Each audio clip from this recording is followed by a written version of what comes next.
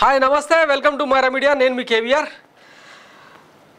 ఆంధ్రప్రదేశ్లో ఉమ్మడి కూటమికి సంబంధించిన అంశాలు రోజుకొక మలుపు తిరుగుతూ ఉన్నాయి ఈ నేపథ్యంలో మొన్న వైసీపీ జగన్మోహన్ రెడ్డి మేనిఫెస్టో మీద తీవ్ర చర్చ జరుగుతున్న తరుణంలో చంద్రబాబు మేనిఫెస్టో కూటమి మేనిఫెస్టో గురించి ఏపీ ఆసక్తిగా గమనిస్తుంది ఈ నేపథ్యంలో అంటే ఉమ్మడి కార్యాచరణతో కూడిన మేనిఫెస్టో ఎలా ఉండబోతుంది అన్న చర్చ పెద్ద ఎత్తున జరుగుతున్న తరుణంలో ఇప్పుడు అంటే మరి కాసేపట్లో కూటమి నేతల కీలక సమావేశం అందులో భాగంగానే ఉమ్మడి మేనిఫెస్టో సంబంధించిన అంశాలను చంద్రబాబుతో సహా పవన్ కళ్యాణ్ రాష్ట్ర ప్రజల ముందుంచే ప్రయత్నం చేస్తున్నారు అయితే దాని గురించి మరొక వీడియోలో డీటెయిల్గా మాట్లాడుకుందాం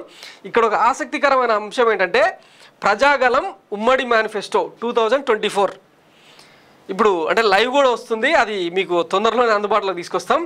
ఇక్కడ అసలు విషయం ఏంటంటే ఇది ఒక పెద్ద బిగ్గెస్ట్ ట్విస్ట్ అన్నమాట ఇక్కడ కూటమికి సంబంధించిన 3 గుర్తులు ఉన్నాయి తెలుగుదేశానికి సంబంధించిన ఎన్ రామారావు ఫోటో ఉంది కూటమి నేతగా చంద్రబాబు టీడీపీ అధినేతగా పవన్ కళ్యాణ్ జనసేన అధినేతగా ఫోటోలు ఉన్నాయి మరి బీజేపీకి సంబంధించిన నేత ఎవరు అట్లీస్ట్ పురేందరేశ్వరి ఫోటోనో అమిత్ షా ఫోటోనో మోడీ ఫోటోనో లేదంటే మొన్న వచ్చిపోయిన సురేష్ ప్రభు ఫోటోనో ఎవరిదో ఒకరిది ఉండాలి కదా లేదు అంటే ఈ ఉమ్మడి మేనిఫెస్టోతో మాకు సంబంధం లేదని బీజేపీ చెప్పిందని అర్థం చేసుకోవాలా పేరుకేమో ఉమ్మడి మేనిఫెస్టో ఇందులో మరి బీజేపీ నేత ఫోటో లేకపోవడం అసలు ఈ చైర్లో బీజేపీ నేతలు కూర్చుంటారా లేదా అన్నది కూడా ఇప్పుడు ఆసక్తికరంగా మారింది ఇప్పటికే మనం అంటే చాలాసార్లు మాట్లాడుకున్నాం గతంలో ఢిల్లీ వేదికగా జరిగిన అంటే శివరాత్రి రోజున చంద్రబాబు కాలబేరానికి వెళ్ళి కూటమిలోకి బీజేపీ రావాల్సిందే మేము ఎన్డీఏలో కలవాల్సిందే అని చెప్పి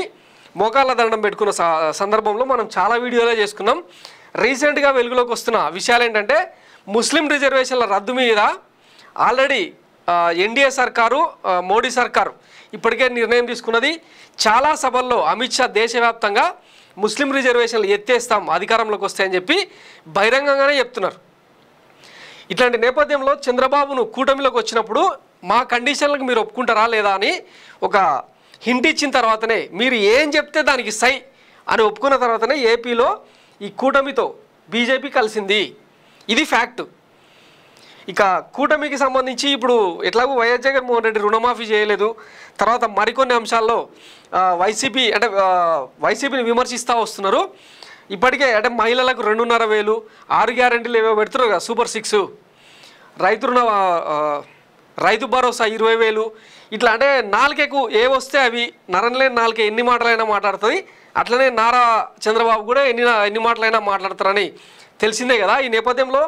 వీళ్ళు ఇస్తున్న హామీలకు సంబంధించి బీజేపీ నుంచి ఎట్లాంటి హామీ రాలేదు మీరు ఇచ్చుకునే మేనిఫెస్టో ఏదైతే ఉంటుందో అది అమలు చేయాల్సింది మీరే దాంతో మాకు సంబంధం లేదని ఇప్పటికే చెప్పేసుకున్నారని చెప్పి ఒక ఆర్గ్యుమెంట్ జరుగుతుంది ఈ నేపథ్యంలో మరి మేనిఫెస్టో ఎట్లా ఉండబోతుంది దీనికి బీజేపీ కట్టుబడి ఉంటుందా లేదన్నది ఆసక్తికరం ఒకవేళ అంటే బయట జరుగుతున్న ట్రోలింగు చర్చ ప్రకారం రైతు రుణమాఫీ 2 లక్షలు కనుక ఇస్తే దాన్ని తీర్చేది ఎట్లా ఇంచుమించు 80,000 లక్ష కోట్ల రూపాయలు ఓన్లీ రుణమాఫీకే కావాలి కేంద్ర సహకారం లేకుండా కూటమి ఇచ్చే ఛాన్సే లేదు సో చంద్రబాబు దాన్ని మాఫీ చేసే అవకాశమే లేదు మళ్ళీ 2014 నాటి మేనిఫెస్టోనే ప్రజలను ఎత్తి పెడతారా అన్న చర్చ జరుగుతున్న నేపథ్యంలో కూటమికి సంబంధించిన ఉమ్మడి మేనిఫెస్టోను మళ్ళీ డీటెయిల్గా అనలైజ్ చేద్దాం మొత్తం మీద